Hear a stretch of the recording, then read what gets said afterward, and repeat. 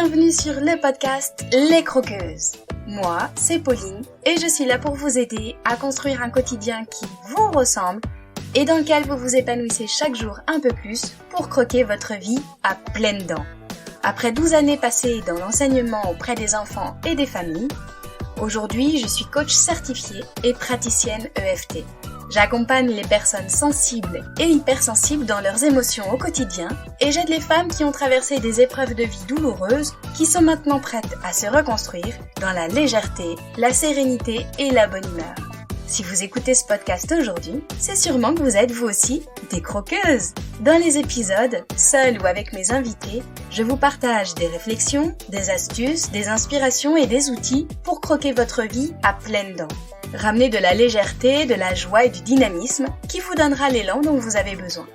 Le tout avec ma bonne humeur et beaucoup de pétillance, comme d'habitude. Allez, c'est parti, préparez-vous, on y va. Bienvenue dans l'épisode 7 du podcast Les Croqueuses. Cette fois, je n'ai pas d'invité à mon micro et pourtant vous allez quand même entendre un témoignage malgré tout. Peut-être que vous l'avez compris, je vais vous en dire un peu plus sur moi, mon parcours et le pourquoi j'en suis là aujourd'hui à animer ce podcast, au fait que vous m'ayez dans les oreilles en ce moment même. Vous avez peut-être déjà écouté l'épisode 0, et si c'est pas le cas, foncez, allez-y. Dedans, je vous ai donné 3 points essentiels de mon histoire et de ma personnalité, et aujourd'hui, je vais vous parler dans cet épisode un peu plus de la maladie. Mais avant tout, j'avais envie de vous mentionner plusieurs ressources gratuites que je vous ai mises à disposition. Vous avez 2 cadeaux qui peuvent vous aider à vous mettre en action et déjà apaiser certains points douloureux. Bon, alors l'épisode 5 était un épisode boost et mes 2 cadeaux sont des cadeaux boost. J'adore ce mot-là et je trouve que ça résume bien mon idée et mon élan de se mettre en action et en route et en mouvement pour obtenir quelque chose. Donc, le premier cadeau s'appelle Boost ta confiance. Dedans, vous avez un workbook parce que pour moi, il n'y a rien de tel qu'un véritable passage à l'action pour réussir à instaurer le changement dont on a envie et dont on a besoin dans notre vie. Et vous avez aussi dedans un protocole EFT simple et sympa pour apporter un peu de légèreté et de confiance. Et ça, c'est plutôt chouette. Le deuxième cadeau dont je vous parle s'appelle Boost ta fin d'année. Oui, bon, d'accord, petit détail, nous sommes en ce moment même, au moment où j'enregistre cet épisode, au printemps. Mais il n'y a pas qu'en novembre qu'on peut ressentir du stress, de la charge mentale et des peurs. Donc vous avez là aussi dans ce cadeau un super protocole EFT pour amener de la fluidité. Et il y a aussi une méditation guidée autour des peurs. Et moi, c'est bien grâce à toutes ces approches complémentaires, aux rencontres et aux outils efficaces dont l'EFT dont je viens de vous parler, qui sont présents dans les différents cadeaux, que j'en suis là aujourd'hui dans ma vie et non pas dans un fauteuil roulant. Comment ça, je spoil la suite de mon histoire? De quoi est-ce que je suis en train de parler? Eh bien, je vous explique tout ça en 2 épisodes. Puisque j'ai choisi de faire intervenir des invités qui parlent de leur parcours, j'ai eu le plaisir moi-même d'être interviewée à plusieurs reprises sur des super podcasts. Je me suis dit que c'était important que vous sachiez un petit peu à qui vous avez affaire et pourquoi est-ce que j'ai fait ce choix-là. Donc dans cette première partie, aujourd'hui, je vous dresse un tableau plutôt général du contexte, de la situation et aussi de certains apprentissages que j'ai pu tirer de mon parcours. Et dans la seconde partie, qui sortira dans 2 semaines, on parlera davantage de ce que j'ai mis en place et de ce que j'ai testé.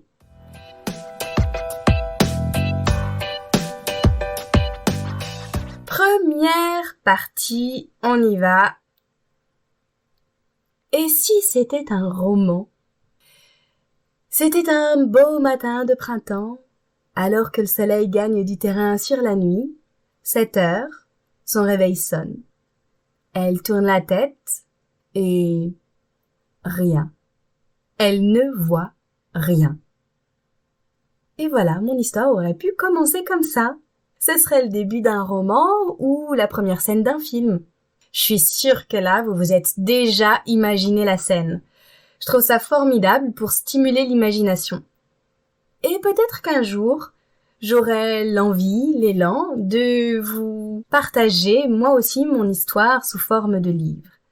Et peut-être que vous aussi, vous auriez une histoire qui pourrait commencer comme ça, à quelques détails près.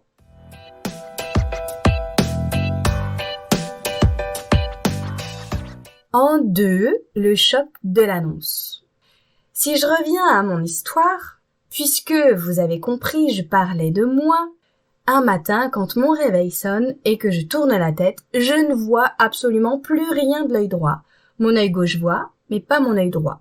Évidemment, je me rends compte qu'il y a un truc qui cloche, c'est quand même pas normal. Du coup, je file aux urgences avec une amie. Et là, on me propose d'être hospitalisée dans la foulée parce qu'ils ont compris eux aussi qu'il y avait un truc qui clochait. Eh bien moi, je décide que non, je ne serai pas hospitalisée ce jour-là parce que ce jour-là était hyper important pour moi et c'était la concrétisation de 9 mois de boulot en tant que bénévole. J'étais à l'époque dans une école d'ingénieurs en agroalimentaire sur Rennes et j'étais dans l'organisation du Fest-Noz, de la grosse fameux Fest-Noz génial qu'on organisait dans le centre-ville de Rennes qui faisait venir des super groupes de musique. J'avais tout un tas de choses à faire en tant que bénévole pour la soirée. Donc, évidemment, je dis non quand on me propose d'être hospitalisée pour pouvoir reporter ça au lendemain matin. Déjà, à l'époque, j'avais décidé, avant de savoir à quoi je m'attendais, que ce serait moi qui serais aux commandes, et juste moi.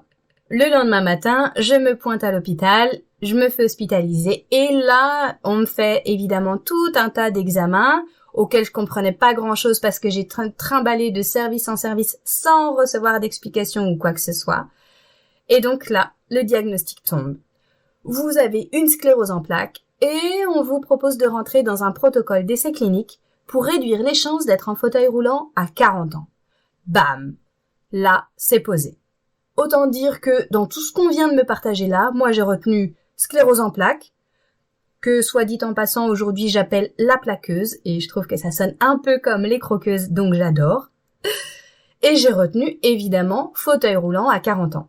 Bon là, tout mon monde s'écroule, et à l'époque j'avais 19 ans. J'ai compris en fait à la réaction des médecins et de mon entourage que c'était plutôt costaud et que ce n'était ni un rhume, ni une angine, ni une rhinopharyngite et que c'était un peu plus grave que ça. Je me décide à faire des recherches. Évidemment, je comprends l'ampleur de cette maladie. On me met en contact avec des malades et on me conseille d'aller sur des forums. Mais en fait, c'est horrible pour moi. C'est quelque chose que je ne supporte pas parce qu'en fait ça me dépeint un tableau hyper sombre et très pessimiste et surtout duquel je ne vois absolument pas d'issue favorable et positive. En fait, je voyais que des personnes en souffrance, en fauteuil roulant, en invalidité, en reconnaissance de travailleurs handicapés. C'était terrible pour moi à l'époque, j'avais 19 ans et surtout quand mon monde s'était écroulé, pouvoir garder une lueur d'espoir était pour moi la seule et unique porte de sortie, sinon c'était évident que j'allais m'enfermer dans quelque chose de terrible duquel je ne réussirais pas à sortir.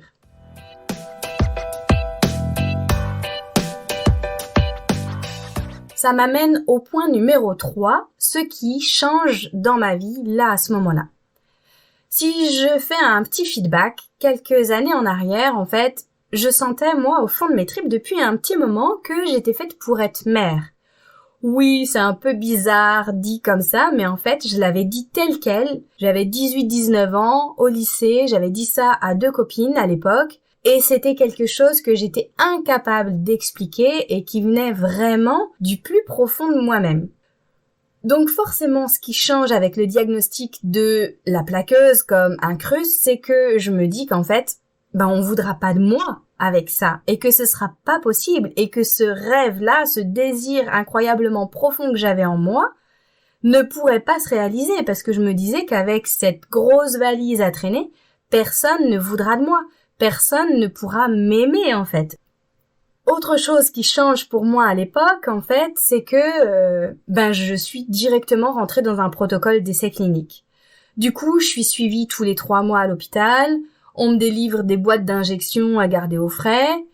Donc t'imagines la place occupée d'injections quotidiennes à délivrer pour 3 mois que je dois garder dans le frigo. Ça occupe évidemment la moitié du frigo.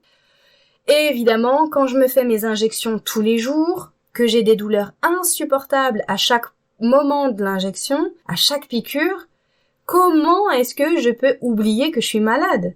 Donc c'est ça qui change aussi dans mon quotidien, c'est que chaque jour qui passe, chaque piqûre que je dois me faire me rappelle que je suis malade.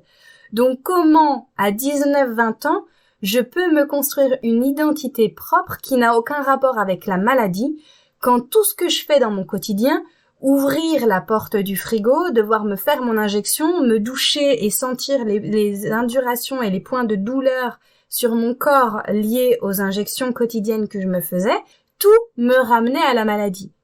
Et pourtant, en fait, j'avais hyper envie de faire comme avant, de faire comme si il y avait rien, tout ça pour tenir le coup, en fait, et surtout, réussir à construire quelque chose malgré tout ce qui s'était écroulé.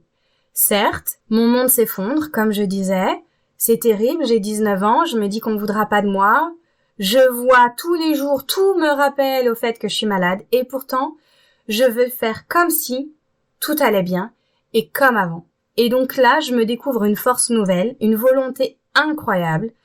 Je brave beaucoup d'interdits. Et là, je vais vous parler d'un moment de ma vie qui a été hyper crucial pour moi. C'est que j'ai réussi à braver les interdits pour partir au Mali, alors qu'à ce moment-là, j'avais 20 ans. Ça faisait 1 an et demi que je vivais avec la plaqueuse. Je ne marchais plus 100 mètres. Mes traitements à la base ne pouvaient pas m'être délivrés pour plus de 3 mois. Alors que dans le contexte dans lequel je suis partie au Mali, il s'agissait d'un stage pour valider ma 4e année d'école d'ingénieur et il devait faire minimum 4 mois ce stage pour pouvoir être validé par mon école. Et donc comment je pouvais faire pour partir avec des traitements pour 4 mois, sachant que normalement ils m'étaient délivrés pour 3 mois. Résultat, j'ai réussi à convaincre les médecins parce que oui, j'ai une grande force de persuasion. Je suis partie 4 mois avec tout un tas de glacières pour toutes mes piqûres. Il a fallu que sur place je trouve un endroit avec un générateur électrique qui pourrait conserver tout mon traitement au frais en cas de coupure de courant dans la maison où j'étais logée. Donc j'ai mis en place toute une logistique, tout un contexte favorable pour effacer à la base tout ce qui me rappelait comme conditions matérielles et logistiques que je ne pouvais pas partir. C'est bon, j'ai réussi. En fait, c'était comme un besoin irrépressible pour moi de me prouver que je pouvais malgré tout faire comme avant. Aller en Afrique, c'était un rêve que j'avais depuis toute petite. Et même si les neurologues me déconseillaient d'aller là-bas ou dans des pays chauds à cause de la chaleur et de ses effets indésirables en fait, et de tout ce que ça incluait sur la conduction nerveuse, même si aucune condition n'était réunie pour me faciliter le séjour, j'ai déployé tout ce qu'il fallait pour y arriver. Et aujourd'hui, avec du recul, mais qu'est-ce que j'ai bien fait? Je me remercie d'avoir fait ça. En fait, c'était la première fois que j'ai eu cette audace-là. Et c'est là que j'ai bâti et que j'ai posé la première brique pour réussir à me construire ma propre réalité, en fait. Donc, j'ai quitté tous les forums et j'ai fait le choix de ne plus me renseigner ou d'être en contact à ce moment-là, en tout cas, avec d'autres personnes atteintes de cette même maladie, parce que, comme je disais, je veux construire ma propre réalité. Et ça m'amène au 4e point.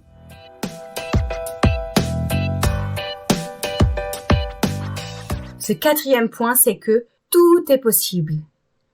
Quand on m'a posé le diagnostic, à aucun moment je me suis plainte ou apitoyée. En fait, je ne sais pas pourquoi, mais je me suis dit aussitôt, il vaut mieux moi que quelqu'un d'autre en fait, parce que moi je m'en sortirai. C'était une profonde intuition que j'avais, que j'étais incapable d'expliquer. Dans mon quotidien, aujourd'hui, ça fait quasiment 20 ans, presque 20 ans que je vis avec cette maladie, pas encore tout à fait. Et c'était pas facile, je peux vous assurer à quel point ça a été compliqué. Ça a été un véritable parcours du combattant. J'ai fait des tas de poussées, j'ai perdu la vue de l'œil droit plusieurs fois. J'ai eu des paralysies faciales du côté de gauche, des troubles de la sensibilité, le syndrome des jambes sans repos, les jambes qui flanchent, la marche très difficile, voire même impossible. J'ai testé plein de médicaments différents. J'ai pleuré énormément, à tel point que je m'engloutissais des tonnes de tablettes de chocolat, même à ce moment-là. J'ai été en colère, hyper en colère. Je crois d'ailleurs que c'est ce qui m'a mise en action. C'est comme ça que je fonctionne, et j'ai appris à me connaître. En fait, j'ai besoin d'agir et d'espérer. Je vous ai déjà dit que j'étais quelqu'un de profondément optimiste. Dans l'épisode 0, j'en parle, et je mesure la chance que j'ai eue de ne pas perdre cet émerveillement malgré la plaqueuse. Et j'ai décidé, oui, parce que c'est un choix que j'ai fait, de ne rien m'empêcher avec ma santé. Évidemment, aujourd'hui, tout ce que je fais dans mon quotidien est teinté de mon parcours personnel. Je vis avec. Donc j'ai dû déployer tout ce qu'il faut, toutes les conditions nécessaires et réunies pour aujourd'hui pouvoir vous parler et témoigner. J'ai une bonne hygiène de vie.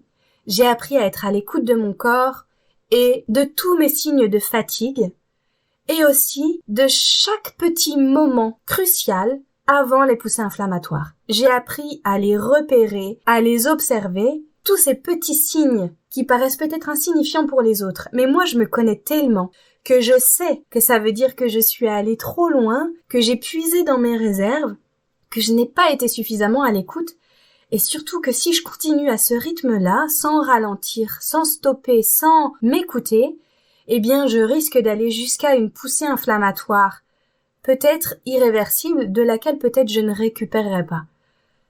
Donc aujourd'hui, dans mon quotidien, je ne nie pas la sclérose en plaques. Je construis avec.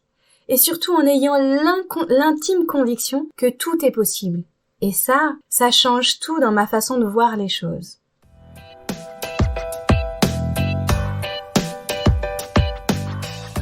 C'est tout pour aujourd'hui. Et dans la partie 2, vous découvrirez tout ce que j'ai mis en place et ce que j'ai testé pour apprivoiser la plaqueuse.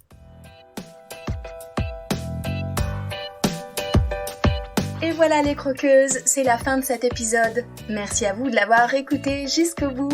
Si vous avez trouvé ma phrase gourmande avec le mot chocolat, n'hésitez pas à m'envoyer un message ou un commentaire.